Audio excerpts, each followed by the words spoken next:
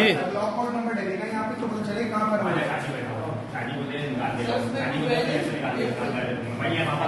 Sir एक book दे दें। ये सारी के सारी पीपल्स पार्टी के लोगों ने आके बुके जो है यहाँ पे खत्म कर दी है इस रूम में, और प्रिजाइडिंग ऑफिसर साहब भी हैं, ठीक है, जिन्होंने आके पूरी बुक के ऊपर ठप्पा लगा दिया। मैं यहाँ पे वोट कास्ट करने आया हूँ, लेकिन जो है वो मेरे लिए जो है बैलेट पेपर यहाँ पे मौजूद नहीं है। सारे के सारे ठप्पे लगाकर पीपल्स पार्टी वाले जो है वो पुलिस की निगरानी में जा चुके हैं यहाँ पे। अब यहाँ पर वोट जितने लोग भी कास्ट करने आ रहे हैं उनके लिए बैलेट पेपर ही मौजूद नहीं है। तो लिहाजा आप ये देख सकते हैं, ये पहले सारी बुक जो है वो डाल के चले गए और सबके ऊपर ठप्पा भी लगा चुके हैं।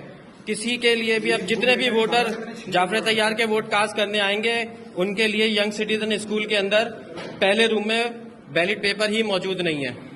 तो लिहाजा आप लोगों से गुजारिश है, इसको देखें और यहाँ पे आएं और एक कानूनी जो भी कार्रवाई हो सकती है इस हवाले से जरूर करें।